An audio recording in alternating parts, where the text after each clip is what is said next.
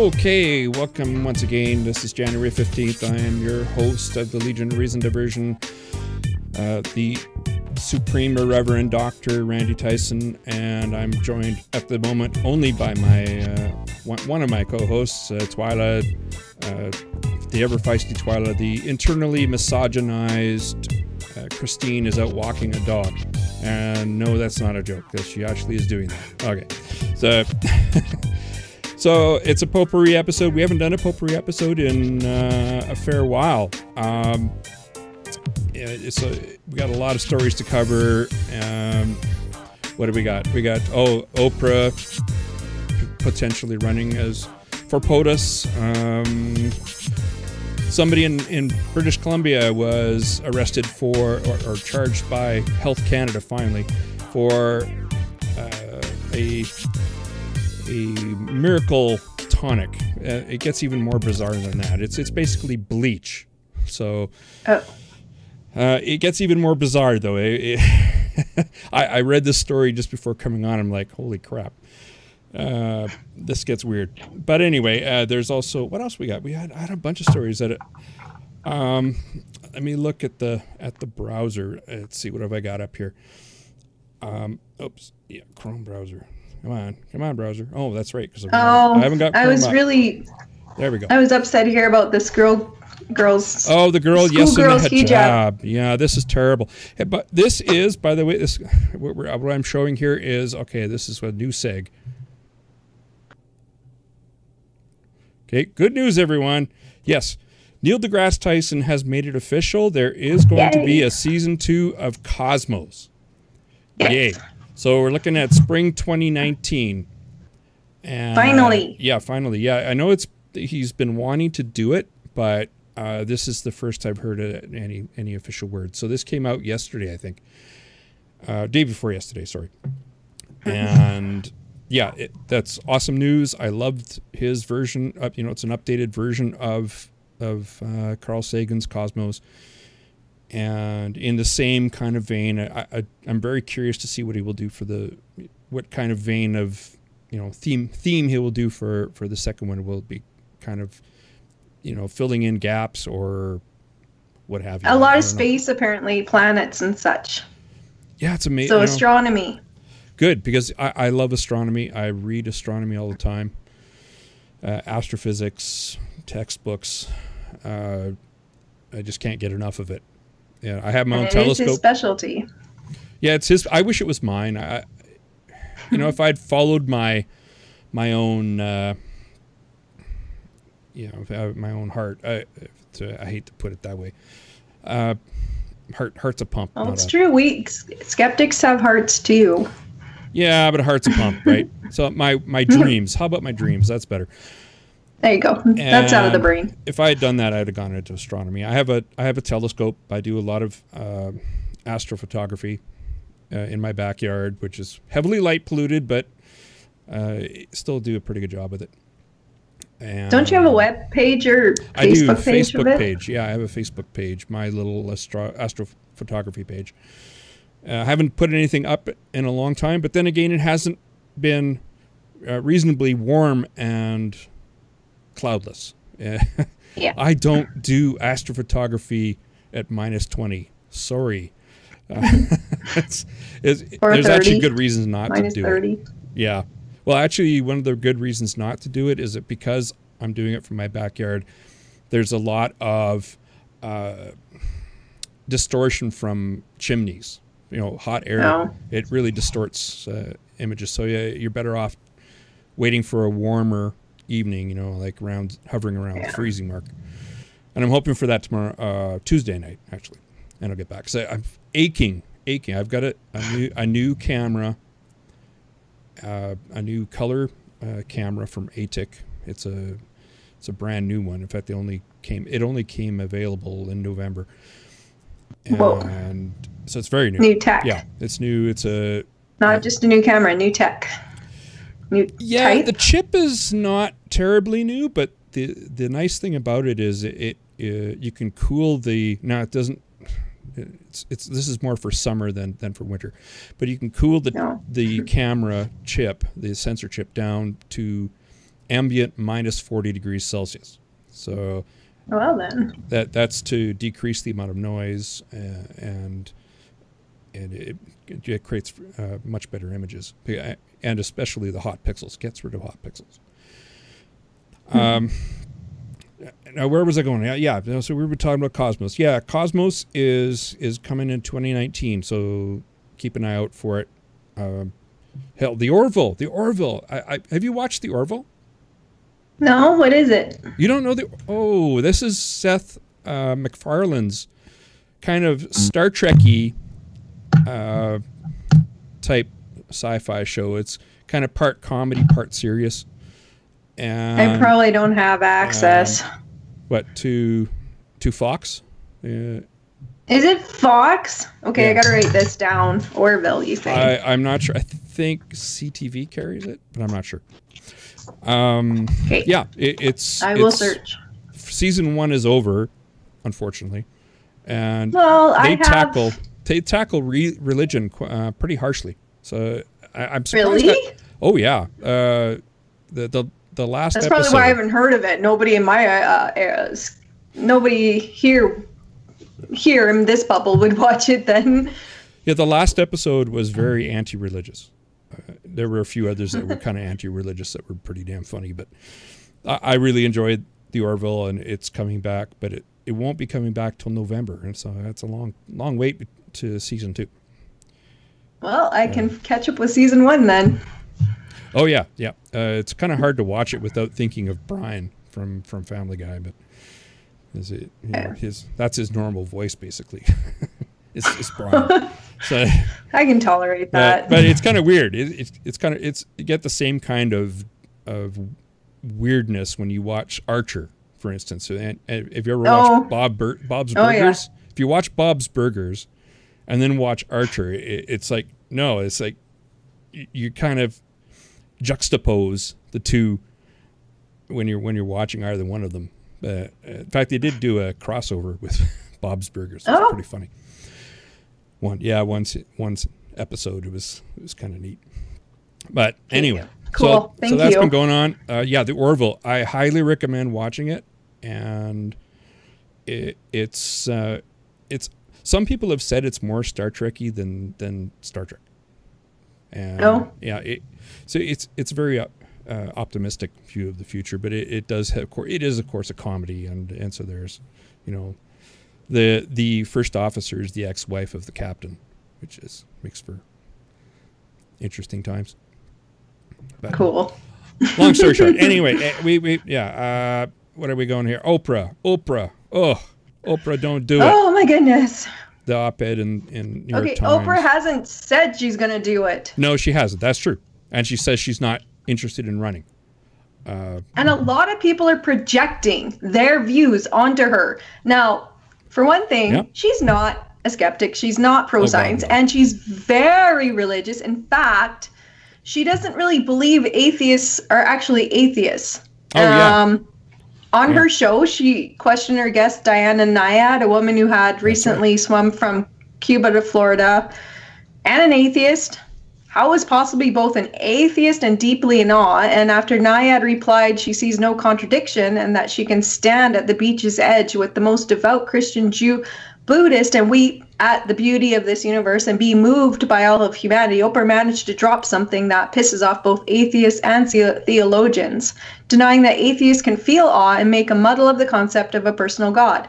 Well, I don't call you an atheist then. I think if you feel in the awe and the wonder and the mystery, then that is what God is. That is what God is. It's not the bearded guy in the sky. What? So, not only that, I could go on and on about the other guests she's had on her show that actually have killed people. Well, she spun off a couple of woo purveyors. I mean, Dr. Phil and Dr. Oz. Dr. Oz is a very good cardiac surgeon, but he believes in... I mean... he was hauled in front of a Senate committee to answer as to why he's peddling this stuff, and people have actually investigated the stuff that he's been selling on TV, and maybe half of what he is peddling has any evidence. I don't know about Dr. Phil. I mean, I just, that pop psychologist Dr. crap. Phil sells all kinds of vitamins and supplements. Oh, does he? Oh, great. Well, yeah.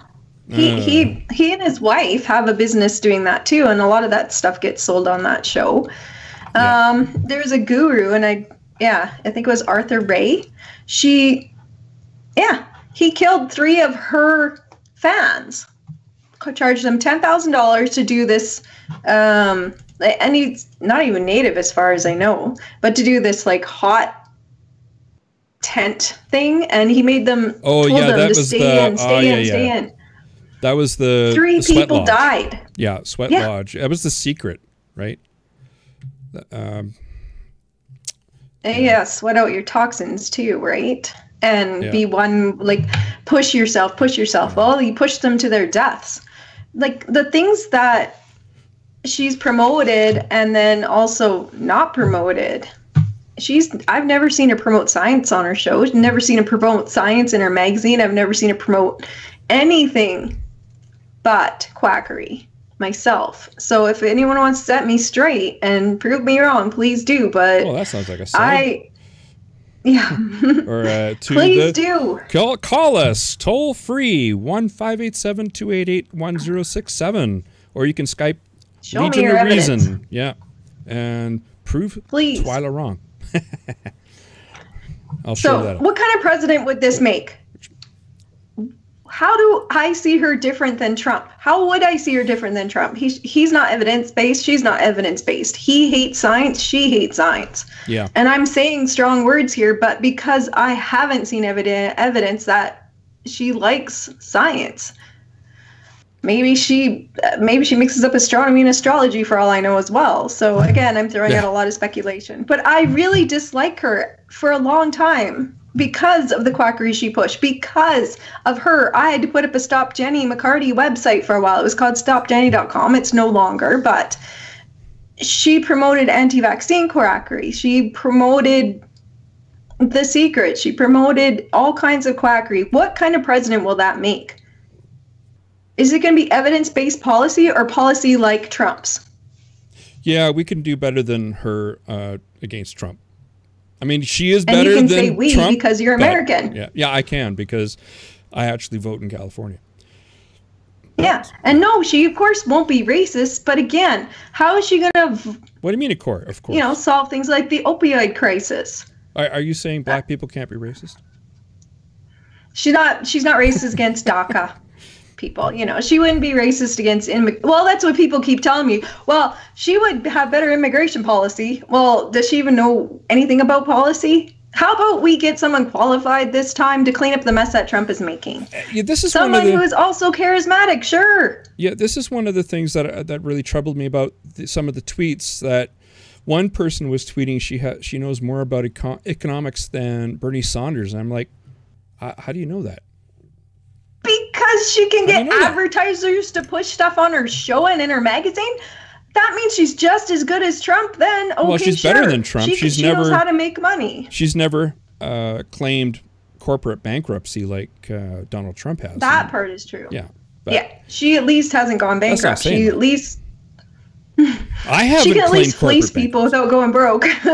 Yeah.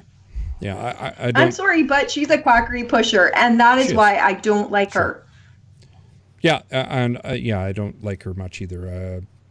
And she peddles pop psychology, pop things health. that kill people. Yeah, I have a problem with that. People have died listening to her advice, literally.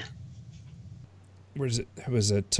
She made Dr. Oprah. Not Dr. Oprah made Dr. Oz a celebrity. Yep, that's a problem. Yeah. She also had this total fake called John of God. You know of John of God? He believes he's Jesus. Yeah. And it's kind of scary what he does. It's just, Oprah created Dr. Phil. Let's not forget that. Yeah, of course. Oprah gave Jenny McCarthy a platform to spread hogwash about vaccines. Darn right. That is the one that gets my goat the most. Well, that's it. They only got these 3 things. That's going to kill kids. These 3 things. There's got to be more than that. I mean, Suzanne Summers. Suzanne Summers and her, make sure you use these hormones from these plants instead of this hormone synthetically made by humans for your birth control pills. Your body does not know to recognize a molecule's source. It just, I've heard it. Somebody that I knew was, like that thought that honey was had less calories than sugar because it came from a natural source. And I'm like, because it came from sugar. Yeah, but sugar comes from sugar cane. It comes from beet and beets. And what are other sources of sugar? These are all grown in the ground, and now you're saying to get something from an animal instead of a plant? Make up your mind, people. Is it better from a plant or an animal?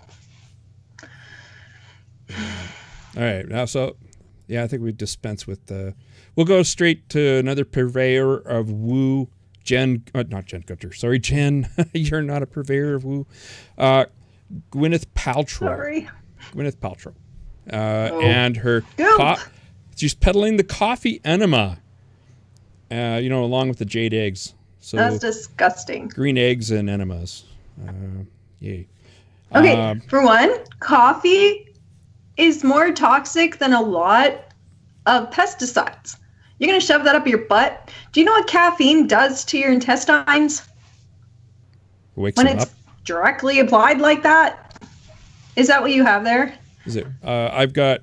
No, what I got right now is the Guardian article that Jen Gunter wrote. Jen Gunter's a physician, and she's continually attacking, like fighting this nonsense that Goop it.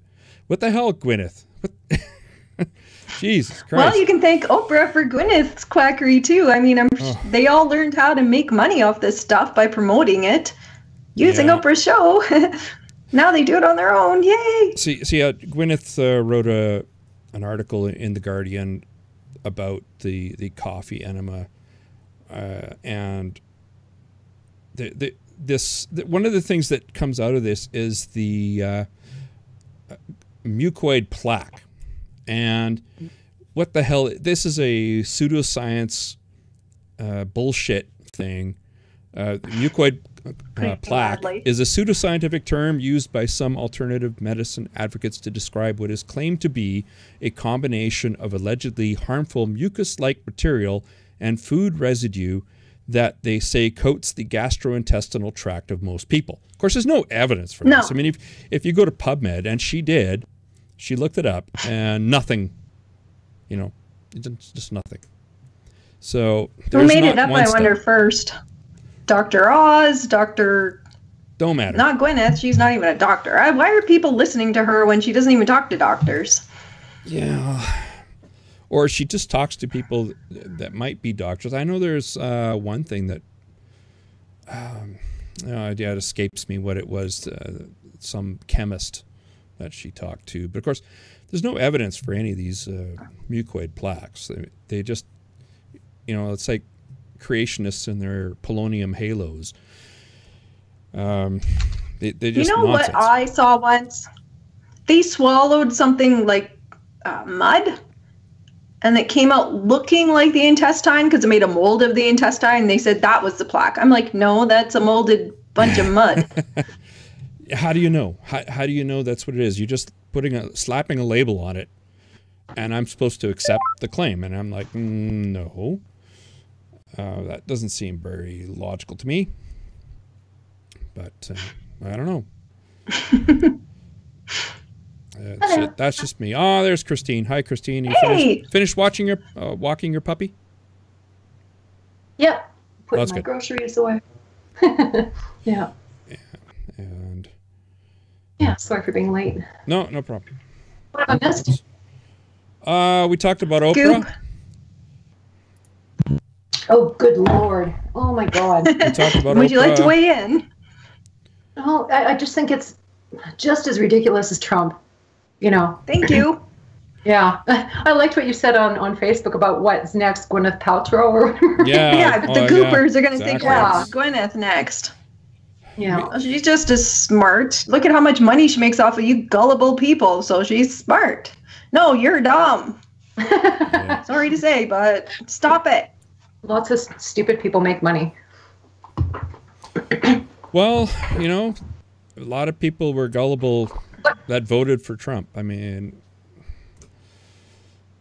you know, it doesn't. And I'm sorry, I'm mad now, so I'm going to call it stupid too. Look what happened. Yeah. Crazy. You can call me stupid all you want as well. I'm not smart about anything either, but I would never have voted for Trump. No. Yeah, and so we did that, and we're on the coffee enemas right now. Okay. Do you know what caffeine does to your intestines when you put it in the wrong way and it hasn't had a chance to go through all of the little filters and liver detox? Wakes them up. I don't. And you don't want to know. Exactly. Well, it's the same. People have died from vodka enemas. I mean, there's no filter between the liquid and your bloodstream, and so you spike incredibly fast. And I assume the same would happen with caffeine. And caffeine can do some nasty things to your heart. I found an article in it's called "I Need Coffee" by coffee fans for coffee fans, and it was the 10 dangers of the coffee enema. Here they are in order. Adding ingredients to the enema recipes, such as this is interesting: coffee, of course, that's whatever, green tea, vinegar, baking soda, bath or Epsom salts, or minerals, is not proven to do anything superior to the effects of plain saline. Okay, and why would you even do saline? Number 2, inserting anything. That's not really a danger, but number 2, inserting anything into the anus may result in anal tearing. Of course, that's one of the physical risks that you run. This is interesting. Reused instead of single-use enema kits. You may carry bacteria. Hello? These people don't understand microbes. That's disgusting. Why do they say may carry bacteria? Of course they're going to carry bacteria, period. But it could result in an and possibly infection. Fungus. Right? 4. Imagine what a fungal infection would do to your butt. 4. This is one you definitely don't want to do. Use of hot liquid in the rectum could result in serious internal burns. No kidding. Those are sensitive tissues. Go on. 5. Extensive use of enemas could result in dehydration. That's true. 6. Overuse of coffee enemas could result. Your electrolytes. Yeah, could result in electrolyte imbalances. That's true as well. 7. The caffeine in the coffee or tea enema may lead to caffeine addiction. Okay, well that's fine. Yeah. I'm too okay high with of a dose. You're gonna have it anyway, but you're gonna be so addicted to such a dose that if you don't do it, you're gonna get the worst withdrawals. Number 8. Caffeine enemas must be avoided by pregnant women and people with caffeine sensitivity. I would say they should be avoided by everybody, but it's just me. 9. Overuse of any type of device designed to temporarily excite the nerves of the colon, such as an enema, colonic, or suppository, could result in decreased function of the bowels. Interesting. 10 and number 10. The colonic does not magically remove cancer-causing toxins. Get it through your freaking head. It doesn't do anything. If those toxins have gone to your butt through your body, they're gonna go out. You don't need help removing them. Your liver does fine. Unless you have liver dysfunction, you're doing fine. Yeah. If you're pooping, you're doing fine. I looked up on Wikipedia the history of this, and it was conceived. Like enemas have been around a long time. I don't know. There's this fascination with sticking things up people's butts. But anyway, the notion. if you're having issue pooping, yeah, the first thing you do shouldn't be. True, but in this case, the coffee enema was relatively new. It was conceived in 1917, and it was actually in the Merck manual. You know, the Index of Pharmaceuticals, until 1972. And in 1920, German scientists investigated caffeine's effect on the bile duct and small intestines. And it was proposed that coffee enemas had a positive effect on the gastrointestinal tract. And it had, basically the same detoxification nonsense, et cetera, et cetera, et cetera. The interesting thing about one of the dangers Okay, now besides the usual infections or sepsis from, you can end up with a perforated colon, for instance. Severe electrolyte imbalances, but brain abscesses. This was, I didn't follow up on this, but how do you get a brain abscess from a coffee enema? That's maybe it traveled all the way through the bloodstream somehow. Unless you're Donald Trump, whose brain is his colon. Maybe I could get that, but yeah, I don't know. So, but physical damage to the rectum or the colon is very dangerous and results in very severe infection. Yeah, not good. Not good, folks. Not good. And anything to be said about that? Stop buying Goop. Don't do it.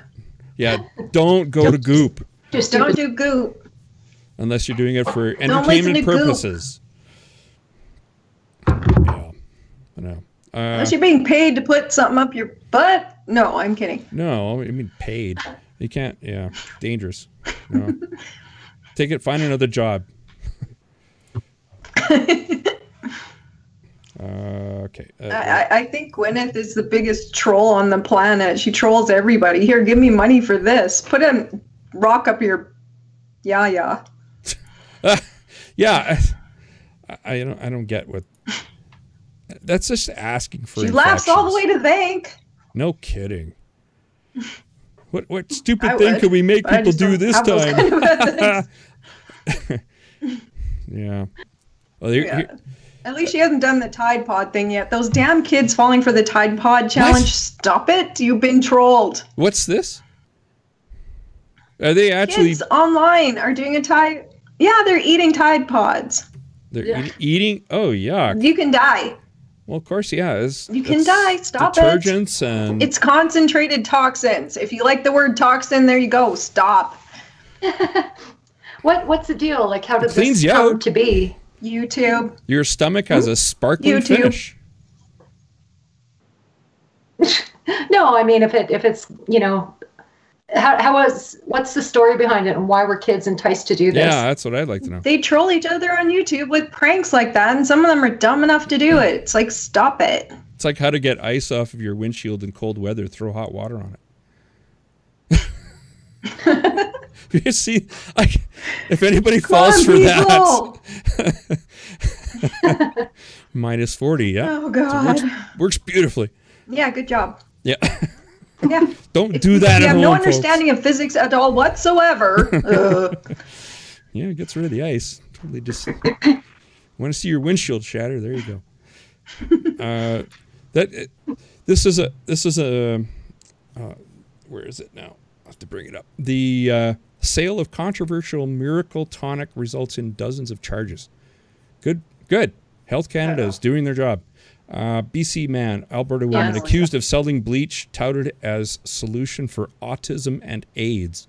So it cures everything from A to A, apparently. There's no such thing as a cure-all, people. There's a reason for that. Mm-hmm. Yeah. Not everything has the same cause, so not everything has the same cure. In fact, even different cancers have different causes, and they don't all have one cure. There will never be a one cure-all for all cancers. Yeah, it's called the Miracle Mineral Solution. It's almost like the final solution, if you ask me. I mean, I've heard that for years, and some guy in BC starts selling it finally. Well, yeah, it's not just BC. There was another case. Bleach. Yeah, the bleach is touted as being some kind of cure-all for a number of people. But this is you still have to torture your kids. This is Stanley and Sarah Nowak, and this is after years. Like, you can only warn people so much. I mean, Health Canada has been warning about the sale of sodium chlorite, which is basically bleach, that a community of believers is convinced can eliminate pathogens and poisons from the body when diluted with water. So kind of homeopathic, I guess. The funny thing is, it's this guy named Jim Humble. He's the creator and leader of a church that uses this miracle mineral solution in his church. It's a sacrament, and he says he's a god from the Andromeda Galaxy sent to Earth to save humans. Yeah. By killing them with bleach enemas. Yay! Nice. Yeah. Yeah. Well, Do they ingest it both ways? Yeah, maybe through the mouth and through the anus too? Because enema. some of them were doing it enema. Yeah. by the way, Lois and Beach have joined us in the chat window. Okay. And yeah, Beach says there's 28 different cancers for breast cancer alone. So, you know, yeah. Thank you. Yeah. Yeah, cancer is and she not says one thing. about Oprah. What's that? Yeah. Yeah. About Oprah. Don't forget the panic she caused about mad cow disease, and the beef industry had to call her out on it. There's a good joke about these two cows are in the pasture and they're discussing things, and one cow says, you know, this whole mad cow thing's got me really worried, and the other cow says, yeah, that's why I'm glad I'm a squirrel.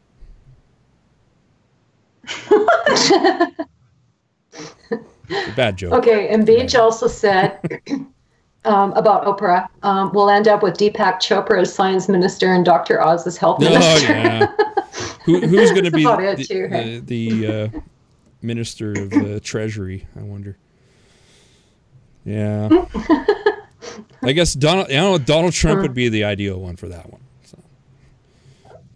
So. Apparently. Oh, yeah. Going back to some of the old TV shows, I used to be businessman. I'm a big fan of Beverly Hillbillies. I actually love that show, and you know, if you don't know the show, it's from the '60s, and it's about these hillbillies that strike it rich because the oil was found on their property. Anyway, Jethro was saying that he was managing he wanted to manage his uncle's money, and he said, when I'm finished, you'll have $1 million.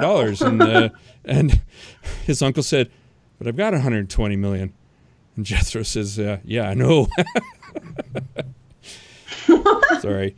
Bad jokes tonight. He was a little tiny. He had a bit of a brain cell there, which is unusual for him.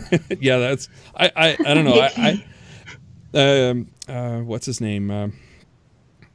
From that podcast. He got on my case because I liked Beverly Hillbillies. What's his name? Shoot, I watched it when I got a TV. I love that show. It's funny. So funny. I love Grandma. Grandma is awesome. Yeah. I couldn't. I hardly saw it, and what I saw of it, I didn't like it at all. And really? That was for Gilligan's Island too. I hated that. I didn't like Gilligan's Island. No. Just too fucking weird, man. No, Gilligan's overacting and stupid. Just, It was a when you're formula. a little kid, it's like, oh my god, these adults are acting like idiots. It's gonna show us this. Yeah. Thanks. I didn't understand. Sesame Street or whatever, right? So anyway, Stanley Nowak. Sorry, go ahead. Was just trying to get the back reason why I liked the Clampets is because they were in your face to all the rich people in the area.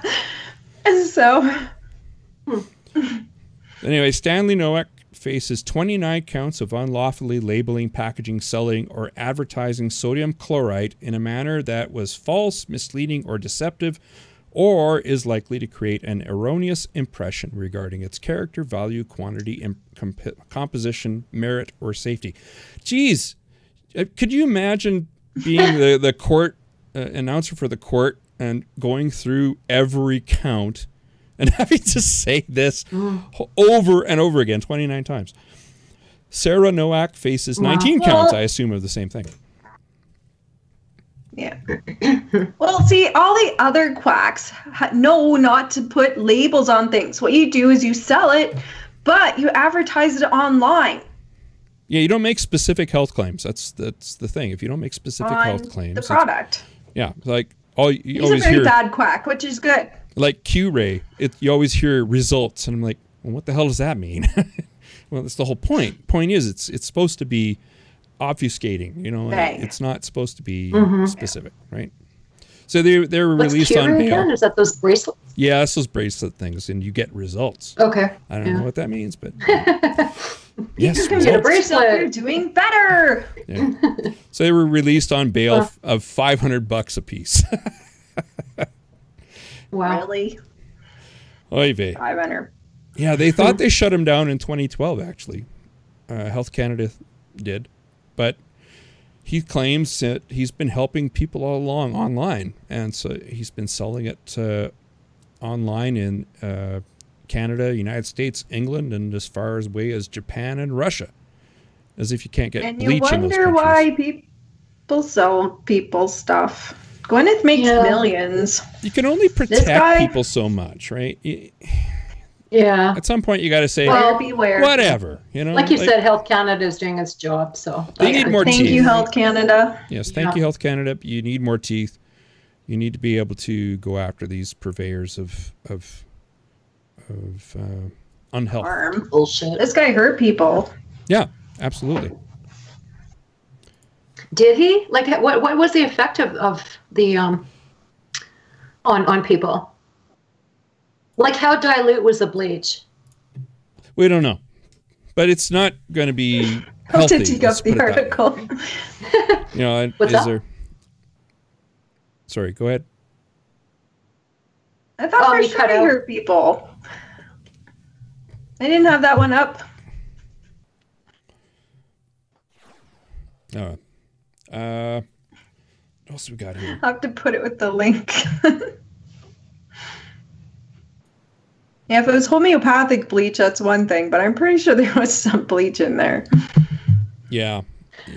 But as a sacrament don't for they a church, say like? What's Well, that? I mean, in the case of like the possibility of water being somewhat contaminated, don't they say to add like a teaspoon to a gallon or something like that? In an emergency I situation? think it's usually the iodine tablets that they do for that. Okay. I But don't know. I've never been in that situation, but I thought, I'm not sure of that. You were a refugee at one point, though. Huh? You were a refugee at one point. I was a refugee? Well, during the flood. Oh, yeah. Well, apparently I just left my parents, it was so traumatic that you completely forgot about it. You suppressed that memory. Well, you said refugee. I'm like, wait a minute. I was born here. I never. Yeah, it was so no, that's traumatic. true. And it was evacuated, so I went to my parents and for a week. Yeah. Speaking, it goes right along with the colon stories, being evacuated. Mm. There you go. There's the connection. This is the story that's making everybody mad, and it's that Toronto schoolgirl, 11 years old, was attacked twice by a man with a pair of scissors, trying to cut her hijab. As far as I can tell, they haven't caught the person. Mm. I don't know. I mean, this is a terrible. I hate the hijab, but don't do this. Don't even make it personal. Keep it in the abstract realm of argument. Yeah, realm of discussion. Yeah. Yeah. The guy has, to pick on an 11-year-old especially is, he's nuts, right? Well, I hate that her parents put her in a hijab. I mean, 11 years old, come on, what the hell? I mean, yeah, really. Yeah. What's up with that? But at the same time, fetishization of sexuality, I suppose, right? Oh, I know. And at basically a pedophilic level, right? Uh-huh. I don't know. I don't get that. But, that's blaming. I don't want to blame the victim because this is just wrong. Absolutely. This is wrong. Yeah. The Prime Minister weighed in on this as well. And I agree. This is not Canada. No, absolutely not. That's just not what we do here. It's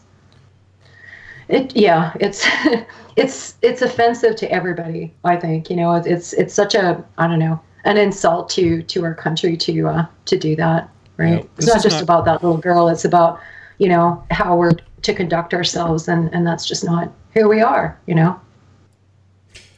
Yeah, her mother was saying it's just not Canada. I'm so proud to be a Canadian. I feel safe in this community, and it's just not right. Yeah, I agree. That's terrible. Yeah. And Beach says, she also doesn't like a young woman wearing a hijab, but yes, stop physically accosting females. Duh. Like, you know. Yeah. What kind of, I hope they catch him. Yeah, I don't know. Anyway, all we know is it's, I heard on the news that it was somebody of Asian persuasion. Okay. That's as much as we know.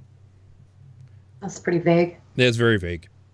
Yeah. But it's, 11-year-old. You don't necessarily expect something specific. It's not. So, yeah. So if you're going to have a problem with the hijab like we do, never make it a personal thing. Make it in the abstract, in the, I don't know, zeitgeist. Well, it's yeah, exactly. It's a topic of discussion, but it's certainly not, you don't attack people for wearing it. That's just, you don't attack people for anything. There's just no excuse to impose physical violence on anybody unless you're defending yourself or something like that, right? Yeah. Or defending, you're somebody that needs to be defended. Yeah. That's enough said on that. I find it's a form of racism too. Oh, yeah, I know. Like, the Islamophobe, I don't like the word and the term and that kind of thing because obviously, it's a religion and not a race. But, I think there is some, a point to be made there. Yeah. And I've noticed an uptick recently in people accusing Trudeau of being an ISIS lover and Islam lover and all this other stuff. So that might be getting some people riled up as well. And I wish they would just stop it. Mm-hmm. Yeah, one of the thing is I don't know much about the story, but returning fighters in Syria are being repatriated, and I don't know this for a fact. Maybe Sam can fill me in on that. That they're being basically rehabilitated into population without being charged for a crime. And I'm not sure. No, what I read of the story, someone suggested they start trying to rehabilitate some of them. Yeah, not a good idea. And rehabilitation means rehabilitation. If they cannot be rehabilitated, they won't be released. Okay, that's yeah. They should be charged with a crime because that is it is on the books. You can't rehabilitate someone unless they're charged. Yeah, and if they for that, they could be rehabilitated. Fine. If they can't, when they finish their time, you keep an eye on them. Yeah, and these people aren't just coming into Canada getting rehabilitation and getting chucked on the street, like they were trying to make it sound like. And it was so far a suggestion that they've debated, and they're not doing it. That makes more sense. But of course, it's been blown out of proportion. Yes, as things often do. As if Trudeau would just let ISIS fighters loose in the street. Really, people? Well, Obama, of course, was a Muslim, right? So why not Trudeau too, right? Yeah. They're both terrorist lovers. It's converted. Maybe we should check into Trudeau's birth certificate. And of course, the conservatives are riding on that too, right? There was a ridiculous rumor that somebody brought up that the Trudeau was actually born in Cuba and was the Cuban leader's love child. It was so ridiculous. Oh, wow. And people were serious about it. That's right up there with with Pizzagate, Thank you. That's we're stupid. no better here than the Americans. No, I mean, we're just as gullible, right? But how does anybody believe Pizzagate? It's just, really? Enough to go try to friggin' save the children with a gun. Showed up at the friggin' place with a gun. Unbelievable. Terrible. Yeah. There's loons everywhere. Just stop it. The last and I found out why I thought I'll go back a little bit. The reason why I thought he hurt people is because Health Canada said that the effects could, I had it right here. I'm sorry. They had put in, has an effect on you. They said something about, I'm sorry, I had it highlighted. Okay, here. In Health Canada's most recent warning about the sale of the product called aerobic oxygen, specifically, the agent said ingesting sodium chloride can cause poisoning, kidney failure, and harm to red blood cells, and that would reduce, but the harm to red blood cells will reduce the ability of the blood to carry oxygen. Ingesting sodium chloride can also cause abdominal pain, nausea, vomiting, and diarrhea. Now, they haven't mentioned anyone complaining about it, though, so... But maybe that's why Health Canada is aware of it. I don't know. So I need to that's look the thing that more. that Health Canada is complaint driven. You can't. They don't monitor things. That they really rely on the public to, tell them, about these incidents, and so that's part of the issue. They just don't have the manpower. I mean, they can't patrol everything. Thanks, Harper. Back when. Defunding. But when they do have something that they need, that it's within their purview, I think they should be given the teeth to go and stop these people.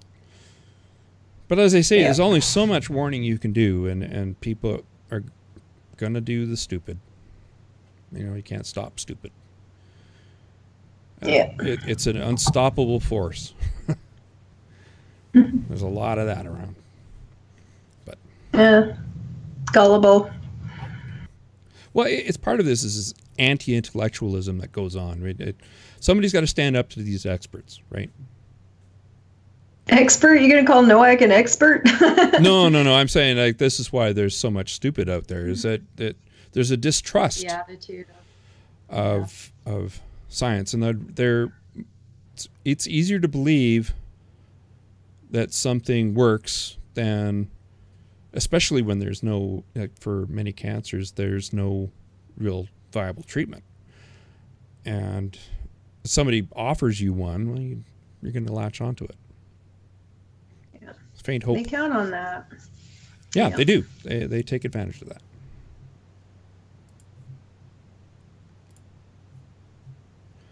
And, I wanted the last story I wanted to bring up. Oh, no, not quite the last story. The second last story.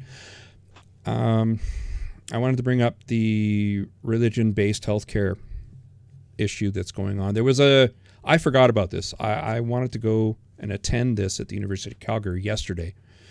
It was a panel discussion on faith-based. I'm not going to call them faith-based anymore. I'm going to call them religion-controlled healthcare institutions. Mm-hmm. That's what they really are. Yeah. It's not faith-based. Give me a break. There's nothing. Their medical care is no different than anywhere else. It's not based on faith. It's based in science. On science, but except in certain cases where religion and science or the rights of people collide, and that, as so often is the problem with religion. And so there was a panel discussion yesterday from noon to 4, and I wish I had been there. But that's a long discussion. It would have been interesting. I don't know if it lasted that long. Yeah. Who knows? But it turns out, though, that there have been 238 Albertans who have requested and been given medical assistance in dying, and 37 Albertans needed to be transferred because the religion-controlled facilities refused to comply with the rights of a patient. So 37 people had to unnecessarily suffer the indignity of being transferred to someplace else so they could access the service. The service that the Supreme Court has said that is a fundamental right. It's more than just dignity. Those people might have, been essentially tortured. Yeah. That's if you're dying and you have to be precisely. Yeah. Yep. Yeah.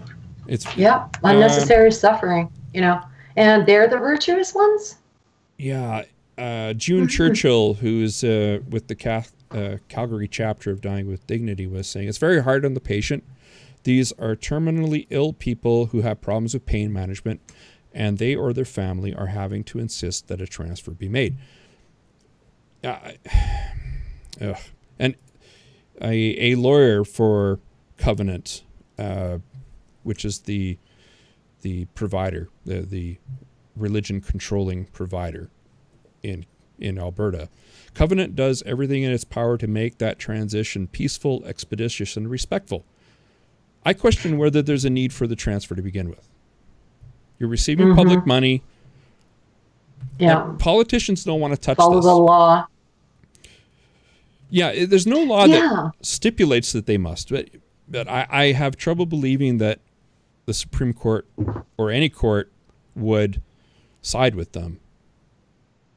You know, they're receiving public funds, etc. They don't get to, you know, to violate a patient's rights. You know, it's not always about pain. It's sometimes it's just about controlling how you end your life. And why shouldn't that be considered the greatest of all fundamental rights? I mean, the right to determine self-determination, I think, is the most fundamental right of all. And Dying with Dignity has started a petition. They started it on Friday. And depending on, you know, where you live in Canada, Canadians are the only ones that can sign this, I think. It sends a letter to whatever premier you know, in whatever province you reside in. And here you go. It's up here. You can find it at www.dyingwithdignity.ca /respect our rights. And I've sent mine. I did too. Yeah, it's it is wrong. I think I understand that this is, politically speaking, something that politicians don't want to touch, but it's going to require the courts eventually, and hopefully that will change. But if they refuse after that, I think at least the discussion is happening now to end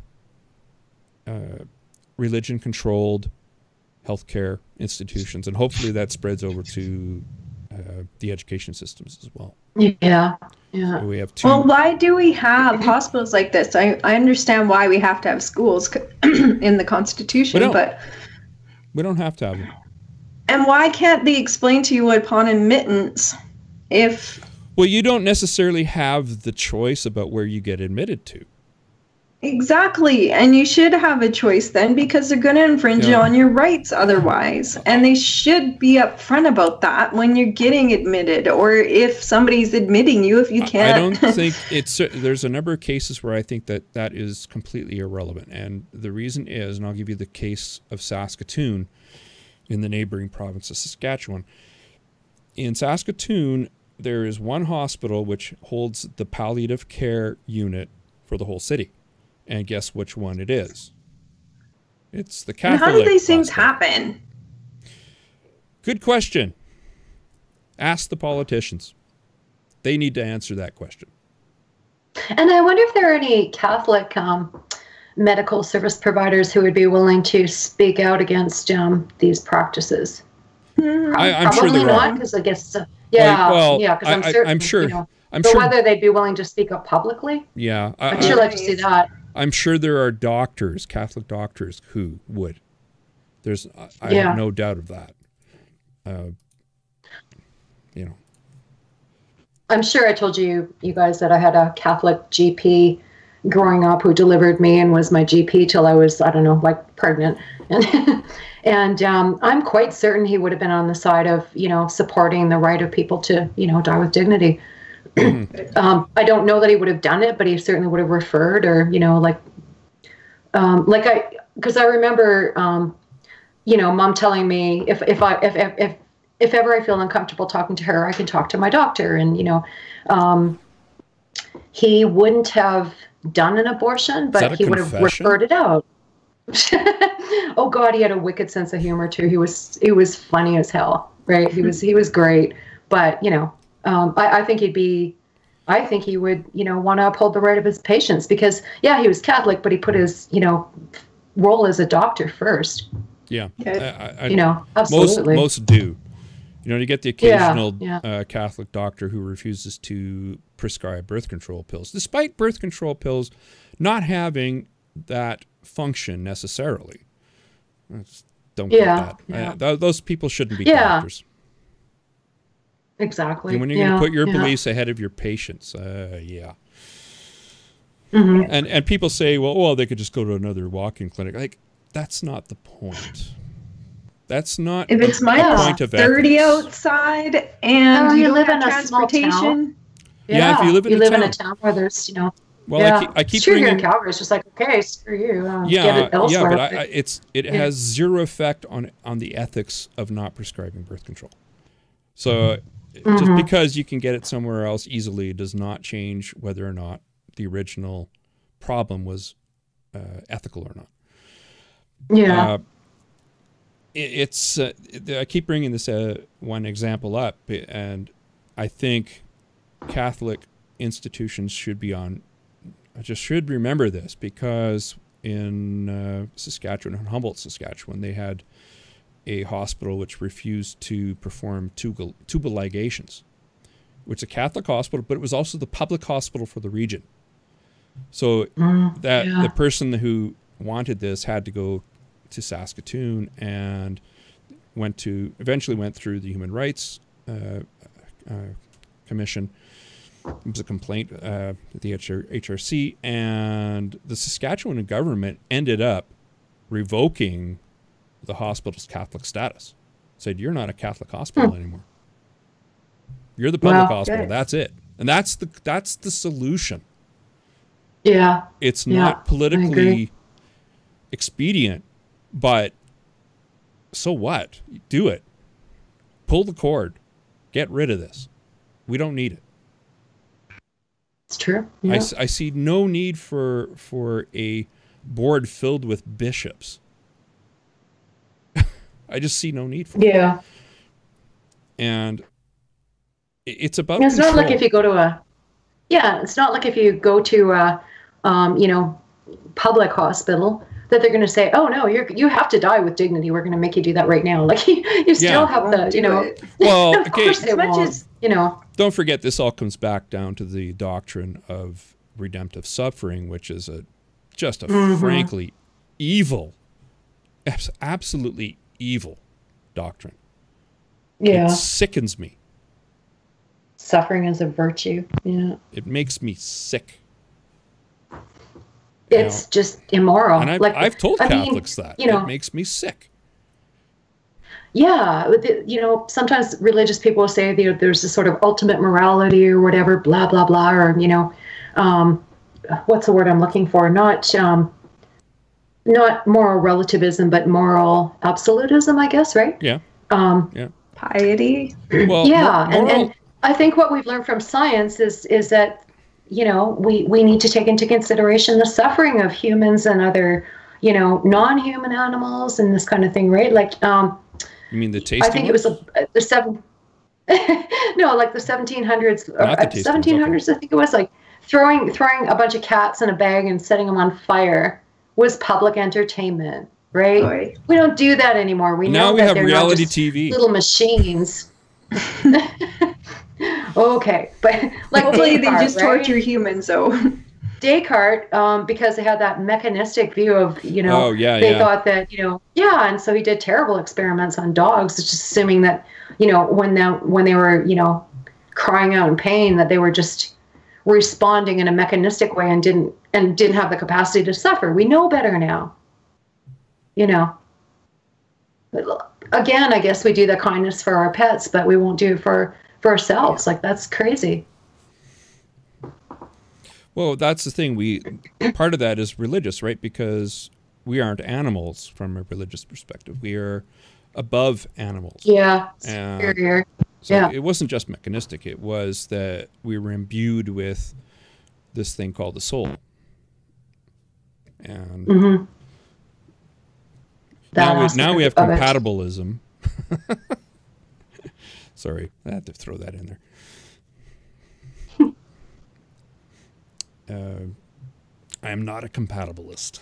There we go. I don't understand compatibilism. It's never made any sense to me. No one can tell me how you can have a little bit of free will. But anyway. Well, I think there's a difference between free will and mundane choices, right?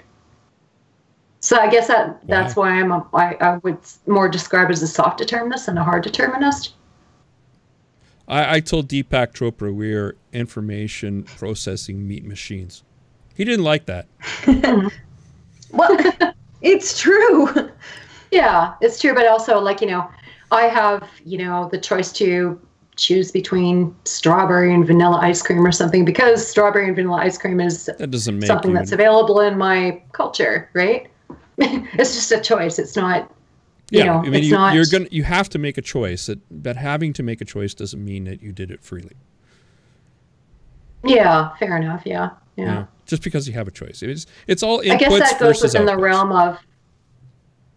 It's all inputs versus outputs.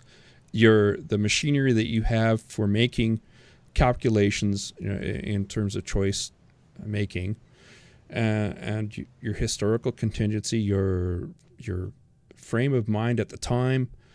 It's very complicated.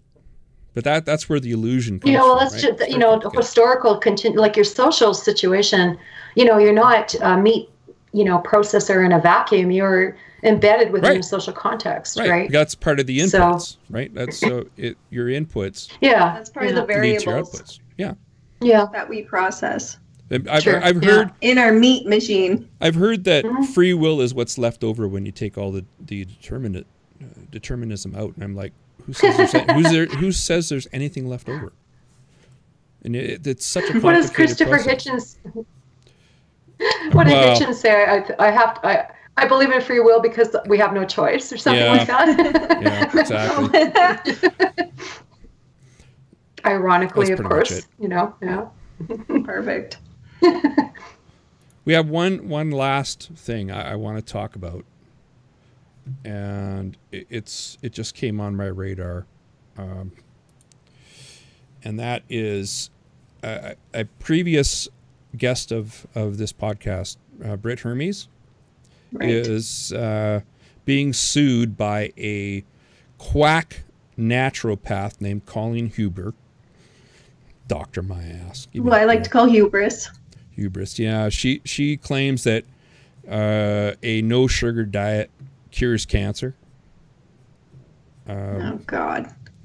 So if you can spare a bit of change, go over to her webpage. Actually, it's being put on by the Australian Skeptics. I love those guys. I gotta get those guys. Oh, okay. Yeah, they're awesome. Yeah, they put out the Bent Spoon Award. I love them. Yep. The what award? Bent Spoon. Bent Spoon. Oh, okay. Cool. And yeah, so Britt is being sued, basically calling out this quack. And so if you can donate on that website. Go over to naturopathicdiaries.com, and you can donate there to her legal defense fund. And hopefully she can smack this twit down into the gutter where she belongs. And this is a dangerous It'd be like Paul Paltrow trying to sue us. Oh, bring it. What's up?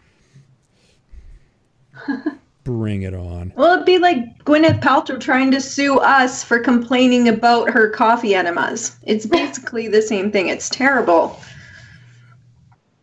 Yeah, so she claims to be a cancer expert, this Colleen Huber. A naturopath? Yeah. She doesn't even know what it is, I bet. She probably has no idea what DNA is. Yeah. So she claims to have a 90% success rate for her treating cancer. Are you kidding me? Minus everyone that she kills?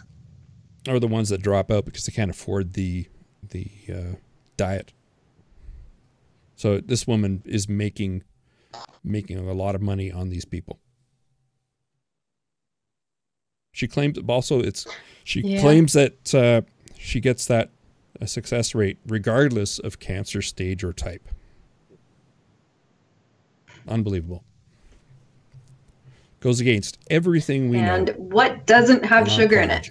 What doesn't have sugar in it? Well, you can't survive without at least being,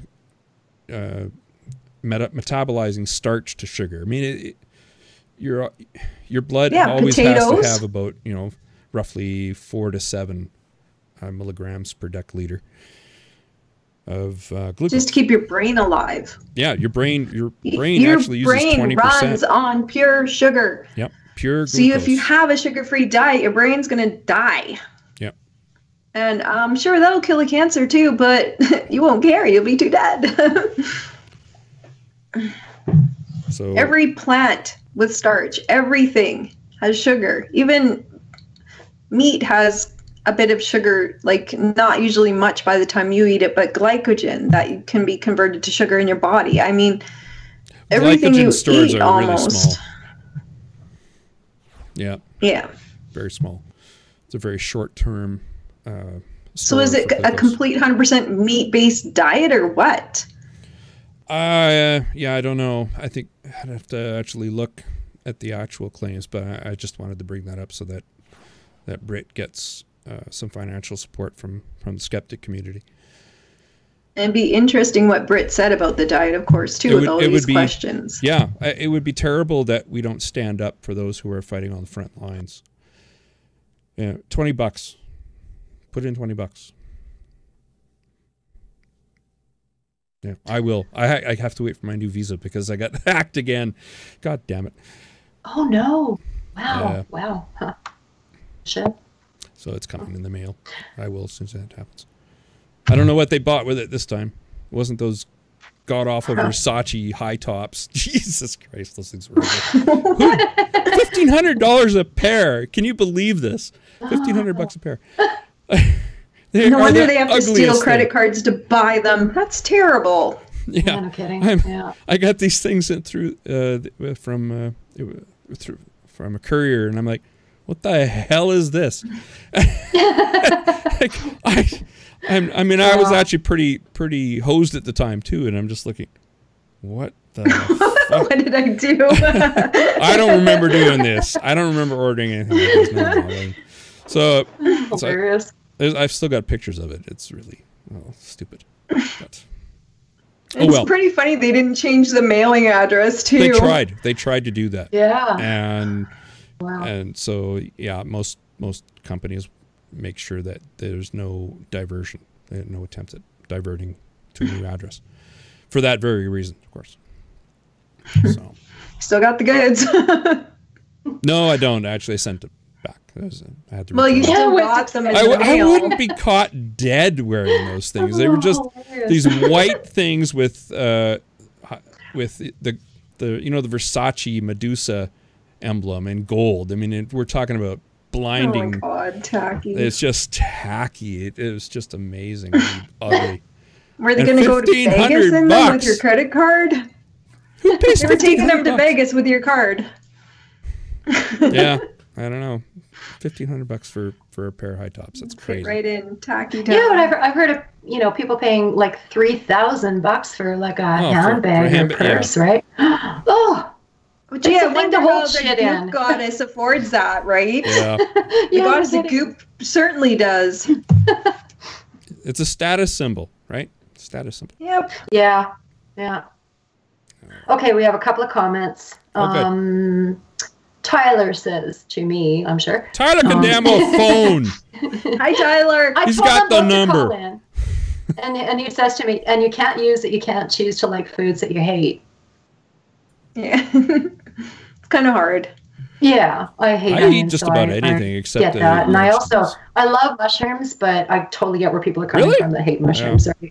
Well, yeah, my daughter hates mushrooms. I love them, but I love mushrooms. Mushrooms are a flavor conveying device more than anything else. They don't have any flavor. Shiitakes are an exception. They don't have any nutritional value. They're just taste. They're amazing. Anyway, and then Beach says, would like if these alternative healthcare people would not be allowed to use the word doctor. Yes. Both. I'm trying to get both of them to call in, but they're chiropractors and naturopaths. They don't like hearing their voices. But in Ontario, chiropractors cannot call themselves doctors. I don't know about naturopaths, but chiropractors, I know they can. Really? In Ontario only. Finally. That's been for a long time. In Alberta, I don't see why they should have any right to the term. Well, way back when it was a political issue, and oh yeah, in the 90s, and they brought in. I'm sorry, Tyler. Just the best part of waking up is Folgers in your butt. Yeah.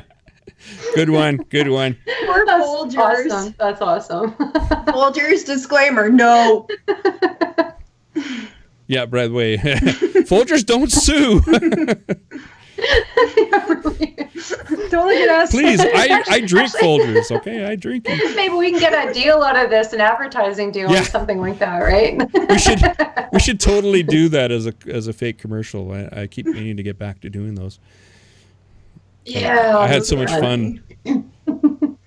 Do a coffee. Oh, that's it. We're going to do a coffee commercial, a coffee enema commercial. Yep, totally. Got it. Okay. Thanks, Tyler. Tyler's got to lend his voice. Thanks for the I need somebody with that kind of that. You ever see here? Catalyst. I'm thinking of South Park. They do these kinds of they fake commercials in South Park, and it was, like the guitar music in the background. That's what I'm going to do. I'm going to do that. Yeah, this week. Okay, Tyler, instead of calling in, he just keeps typing comments. He says the difference between Dennett and keyboard. Harris is that Dennett thinks you have more free will if it takes you a while to make a decision. LOL. Yeah, I've never. And Beach says, I live above a Cairo and she has DC after her name. Wouldn't that be Doctor of Cairo? And I'm in Ontario, she says. Uh-oh.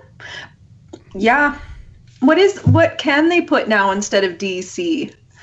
Because that basically is the moniker. What they've been credential, using. I guess. Yeah. Thank you. The credential. I've got a thing for DC, but I don't think it's very impolite to say. A dumb C word. That's what came to my mind. Yeah, we're not in Australia here, are we? Yeah. Oh yeah, or Britain. Yeah. Australia. They can get away with it. Like Bering gets away with it. I love Bering. Oh man. Yeah. So that's all I got. Yeah, unless anybody wants to phone in. Oh, I'm tired. It's like Health Canada telling people don't drink bleach. They don't listen. No, I know. Well, actually, they're listening. They're just not acting on it. They're just apathetic. Yeah, apathy is terrible. Yeah, they won't reveal themselves to us and have a, I don't know. I actually pay $5 a month for that service. They debate, but nobody's calling. Nobody calls. Nobody likes me. The pain of it all. Okay, so Tyler says, so my slow computer has more free will than my fast one, referring back to Dennett and Harris again. Yeah, I was going to say that I've heard Dennett try to explain compatibility, and I have no idea what he's talking about. I just don't get it. Okay, so when we're talking about compatibilism, are we talking about the free will versus determinism, or are we talking about compatibilism in terms of accommodating? I guess accommodation would be like accommodating religion. Just a little unclear. Compatibilism is about free will.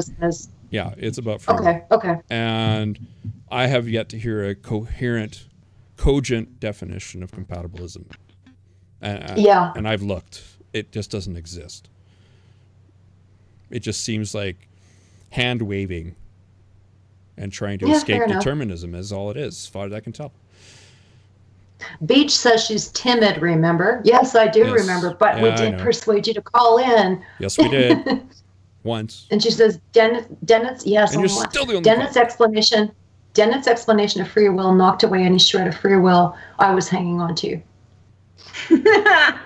Well, that doesn't say much for compatibilism, does it? Well, exactly.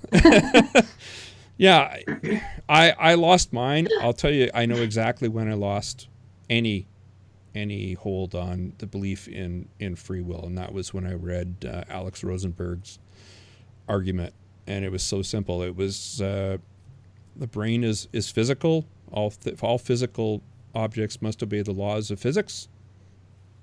Yeah. Everything's determined. Yeah. Done. You're finished. It's over. And that was it. I realized, oh, okay, I'm a determinist now. Nothing changed, right? Nothing changes in the interim. Yeah. I've lived my whole life as a determinist, whether or not I believe I'm a determinist. Well, that's just it, you know. Yeah, nothing's changed. And, you know, people get depressed by the fact that, oh, that's terrible, determinism. No, it's not. It's just, you've always been determined. Yeah. It's I guess the illusion of free choice, essentially, right? Yeah, it's an illusion. Yeah. Totally. Yeah. And it's very difficult to explain because we have this framework that we think we have free will. We feel like we have free will. That doesn't mean anything. Mm-hmm. But Tyler's right about the food thing, right? I mean, I see it kind of like you're embedded in a particular society where you have choices that are that intersect with your free will, given, you know, I guess the theoretical absence of a non-social, right? Like, you know, like I said, we don't live in vacuums. We live in these, you know, social environments. So I can't, you know, there's certain, I don't know, free preferences that I'll never even know about because I don't live in certain societies. But like eating grubs. Yeah, as an input stimulus. Yeah, that makes perfect sense too. You know, they're supposed to be tasty. And I. Oh, they're supposed to be tasty, grubs. What? Oh, grubs? So I don't know about grubs. I was just wanting to do chocolate and vanilla ice cream. That's enough for me. Grubs, ice cream, whatever. You can have grub flavored ice cream. Yeah. Whatever. And I figure evolution shapes us partly in empathy and such. So my decisions are affected by that evolution that got me to the point where I really can't harm others because harming others doesn't help the whole tribe kind of thing. Is that, I forget what that's called. Altruism? Could be. I know some people aren't born with it. Oh, but you mean people that are psychopaths or sociopaths. Psychopaths. Sociopaths. Yeah, social. Not psychopaths. Psychopaths have it's not just a matter of right and wrong, they're just plain nuts. Sociopaths know the difference. Okay, psychopath doesn't know the difference. Sociopaths know the difference, they just don't care. Yeah, a psychopath is muddled by their thinking more. Yes, yeah, like Jack the Ripper was a psychopath, and they actually know who he was. They can't totally prove it, but the Scotland Yard at the time knew who it was. The problem was, it was a Polish migrant worker, and he died in an asylum. And before they could prove it was him, but they're pretty sure. Damn, I'm a descendant of Polish immigrants. Yes. Actually,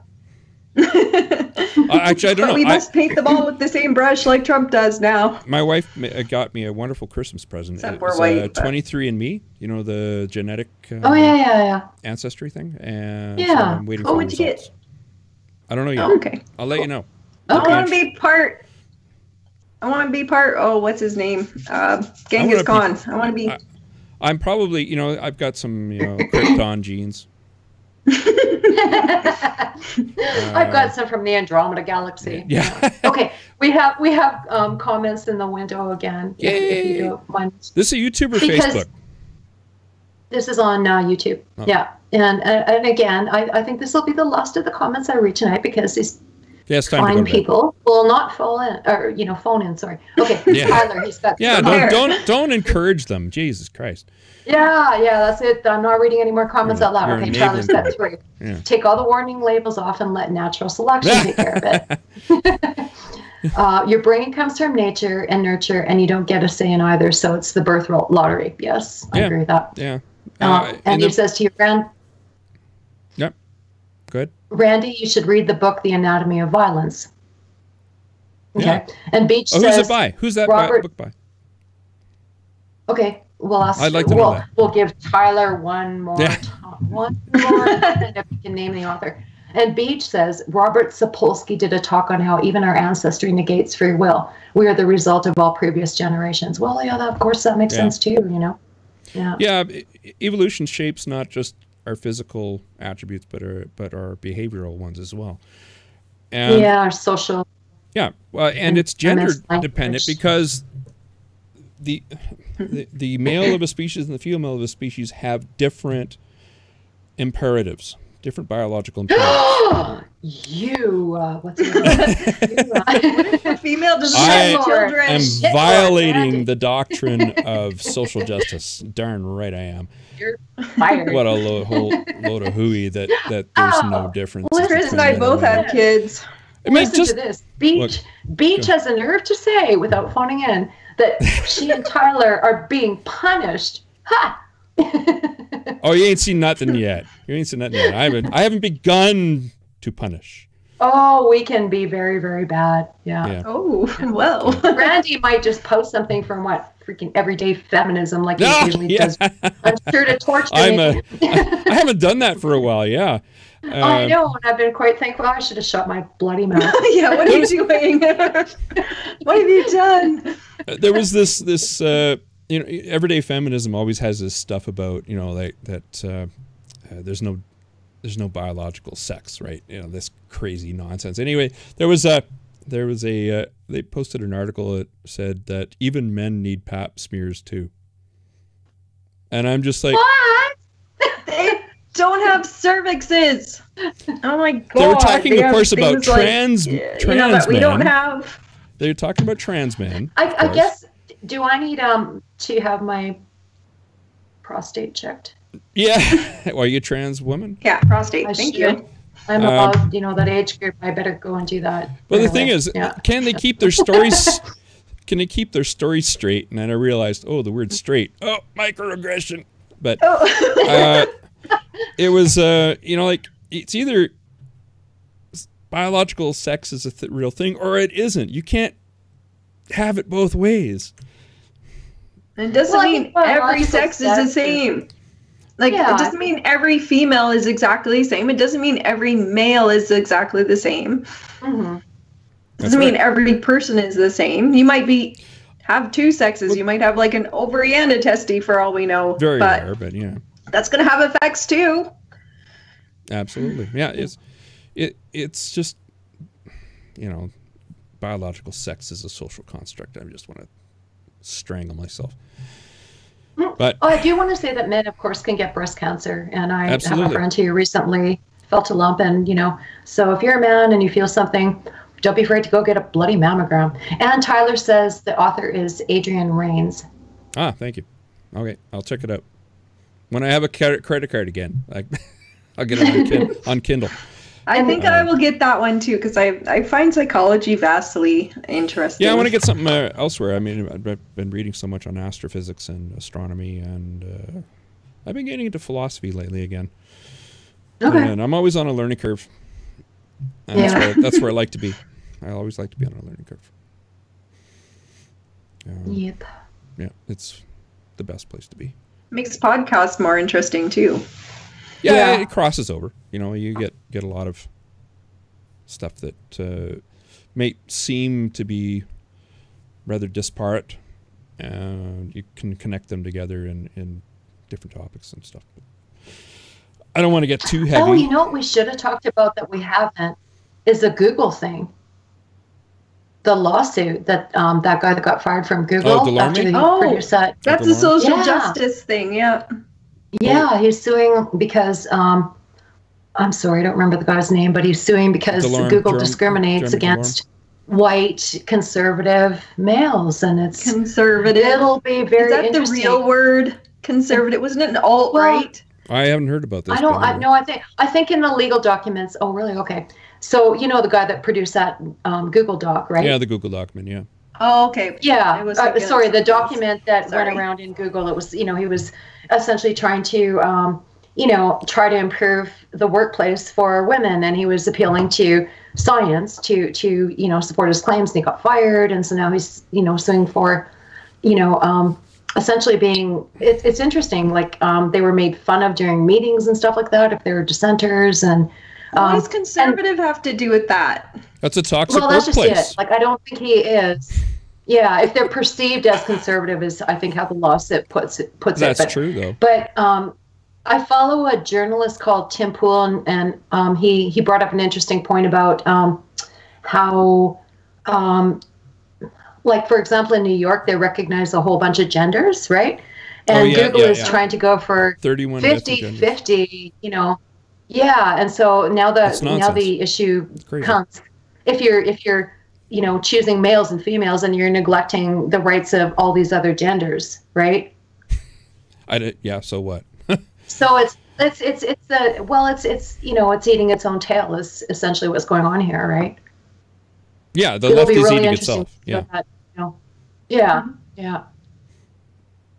Yeah, I was watching something from, it was a number of people, Brett Weinstein and Laura Kipnis, who has been twice now under Title IX proceedings, and actually still does not know what the actual accusations were. But she was saying something. They were saying that no, except Brett Weinstein was the only one that said yes, that the left is eating itself, and one person was saying that they're not, that these students on campus that are taking over, like Evergreen, are not left. And I'm like, that's kind of the no true Scotsman fallacy, so I can ignore you. Move on to Laura Kipnis. I'm sorry, they're not left, did you say? Yeah, of course they're not left enough. I don't know. He says they're not the left. Well, enrollment will, you know, bear that out, I suppose, right? I don't know. Anyway, so Laura Kipnis was talking about, you know, that Title IX was about mission creep, you know, of trying to, I don't know. It was titled, the Dear Colleague letter, which started the whole Title IX thing in the United States, was a very vague letter about sexual assault. That the claim, of course, you know, Obama himself claimed that it was 20% of women on campus are experience sexual assault, and I'm like, it's actually 2%, which is 2% too many, but it's much smaller than it's actually smaller than in the general public. Oh.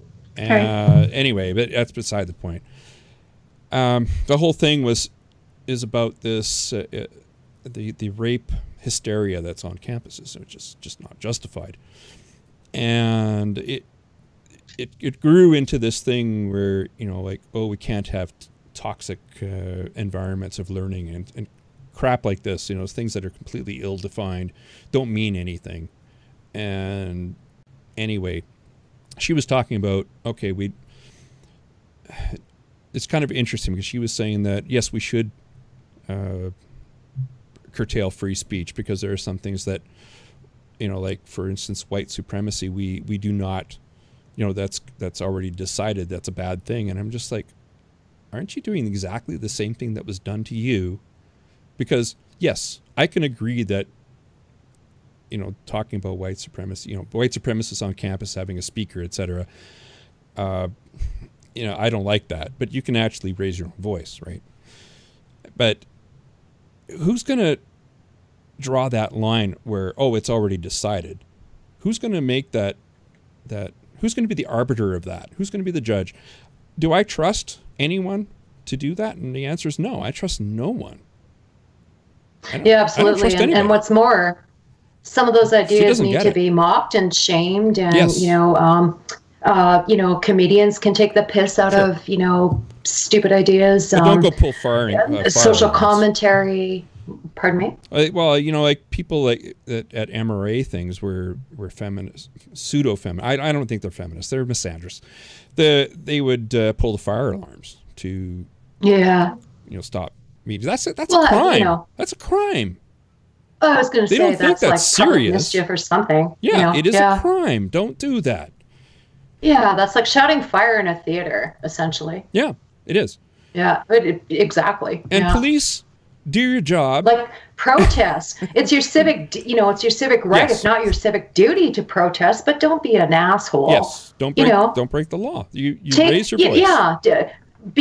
Go to these talks, attend the Q&A, challenge the viewpoints that you despise, because they're, like to give most people don't, I don't know, for example, the alt-right or something like that. Most people just think, this is a bunch of bullshit. I don't know. I barely even know about it, but I'm hearing, things about ethno-states and Richard Spencer and all that. Well, those are shame the and easy mock ones, the guy. right? Those are the easy examples. Like Laura Kipnis was giving us easy examples to draw us into the idea that we should curtail free speech. And I would agree with her that that's reprehensible speech. But the thing is, that's a gateway to, where do you stop? Where does that line get drawn? Because then you get real mission creep where it becomes anything you don't agree with. I don't understand where she's coming from. You won't stop it. You'll just make them into martyrs. Yep. Well, that's like the guy that hit Richard Spencer. Good job. You just did your side a huge disservice. Probably never would have heard of the guy, or maybe I heard his name and never would have remembered it. But before then, But so many people came out and said, "Oh, it's okay to punch Nazis," and I'm like, I know. What? Yeah. I mean, people that I actually respected rallied up to punch back. Nazis. It's so insulting to their memory of those who, actually did have to confront Nazis and who lost their lives and all that kind of stuff. Like, they're neo-Nazis, and that doesn't, make them good people or anything, obviously. But, I don't know how people self-define and that kind of thing. But,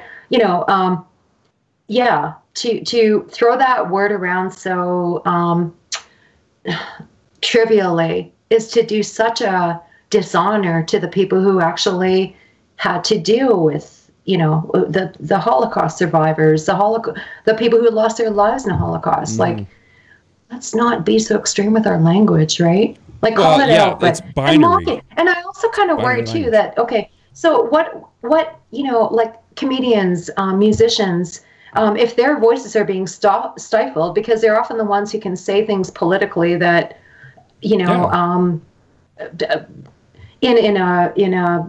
creative way, they get a different kind of a pass than say, a talk show host or something like that, right?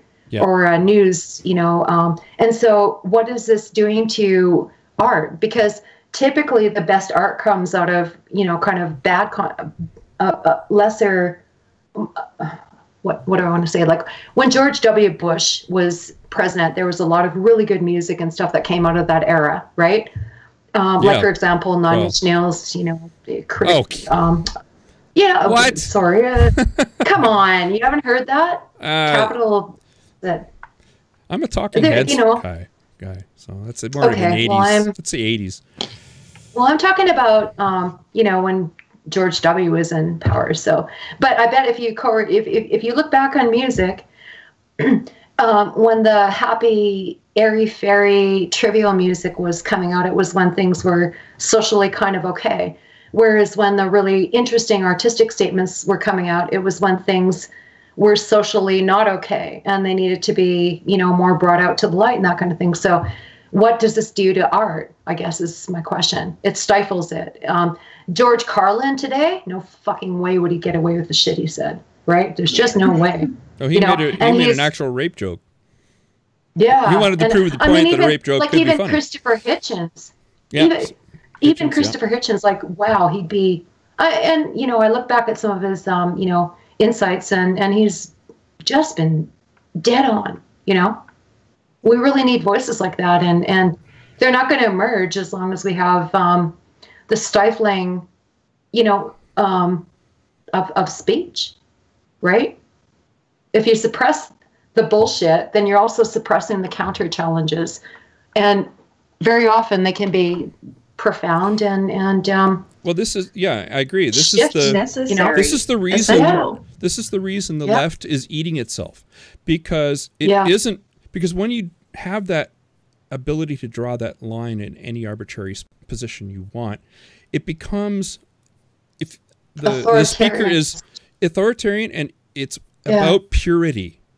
And this is the one thing that the whole this discussion I was watching with Brett Weinstein, he almost touched on it. It was very close, but he talked about being isolated, and I said the reason is because you didn't have ideological purity. You were deemed to be a heretic, and that's what happened to him. And he's very left. I mean, he's not unreasonably left, which is why he ended up. Well, we're very left too. I would say not that so much. I'm not so much, but I think from an American perspective, yes. From a Canadian perspective, I was going to say depends. It you depends. might be a little more. I'm a little more right on the issue, and okay. I caught authority a lot more slack than a lot of people do, because I understand the difficult nature of their job and the thankless nature of their job. Yeah.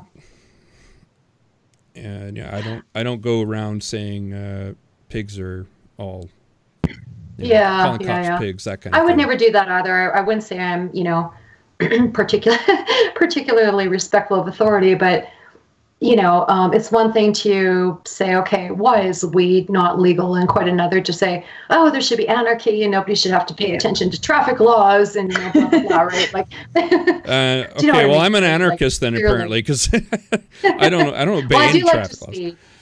Yeah, so do I. Just which puts you in with about 1 million Calgarians, by the way. I love speeding. There's nobody in Calgary that doesn't speed. Come on, even the police. Well, sometimes speed. you just simply can't, because the fucking traffic is so bloody backed up. It's like, I need a coffee. That's why, But when you can, you do, right? Yeah. What's up? When you can, you do. Oh yeah, on exactly. a highway. Yeah, absolutely. Well, on the highway, I was doing 130. I was at 130, 135, up to Edmonton, and I had my radar detector out, and nothing was beeping, and then I looked to my left, and it was a police cruiser, and he's not even looking at me. He's just going. He was passing me. Edmonton, he was passing me, and not not because he had his sirens blaring. He was just driving. So police do it too. So you were doing what? Well, it's like 120 there, right? So 135 isn't like hugely. What? Are you talking about Calgary Edmonton? Calgary Edmonton is 110. It's not 120, it's 110. It's 100 at night sometimes. It used to be 100 at night. Yeah, well, alrighty then. If you thought you were speeding before, I bet you now you realize, holy shit, Whoops. 140. And I'm not anywhere near the fastest. I know people that go a lot faster. That is the most boring stretch of highway on the planet. Come on. Yeah, except for when you're playing dodge other cars. Or when the weather hits. So. The weather hits the QE2. It's really, really bad. And then you're driving 50 or 60 because or just pull over. I remember one time like this vicious rainstorm, and you couldn't see fuck all. So, I could just see enough lights to see that people were pulling over and, going into the ditch where we all kind of hung out until the real danger with pulling over is getting hit, because if you're in a situation of fog or something, it's very dangerous. Exactly. Low visibility, I would not just pull over. I would get into the ditch. I'd be out. Like, nope. That's what I mean. I don't want to be anywhere near the highway. Not on the shoulder, but a little bit further than that even, right? Because either you take the risk, and some people are going to be going the speed limit, and some people are going to be going 20 kilometers an hour. Just fucking pull over, man. Okay, on that note, I think we should go. We've spent our topics and then some. That was fun. Yeah, we'll be back. I don't know when. I know I'm getting guests lined up. What's that? Oh yeah, go ahead. Okay, I'm doing a couple of debates with Dr. Kirk Durston, on a Christian, on the topic of does God exist at the UFC on, I think it's the 22nd, and MRU on the 23rd, but I'll post details. Oh, thank you. Cool. Is it going to be a webcast or? I don't know. I don't know about that. Yeah, I'm sure they'll capture it somehow. Like, I don't know if it'll be live webcast, but I don't doubt. Or put on YouTube, whatever. Yeah, the one I did was put on YouTube, yeah. And yeah, I'm kind of the only one worth listening to that one. I'm sorry. I really am. It's the same group. Power to Change. It's Power to Change, which used to be Campus Crusade for Christ. Yeah, and I've done panels with them and stuff like that. They're a lovely group. Obviously I don't agree with them, but they're super nice people, and I was fun to work with. I was happy that they wanted an atheist to, and I was happy to oblige. Yeah, absolutely. Tell them what it's about. Debating is a little bit different than just is this a natural debate? I guess this is because it's a question, right? Yeah. Yeah, debate's a skill. Yeah. And I'm not a big fan of debates in terms of finding truth.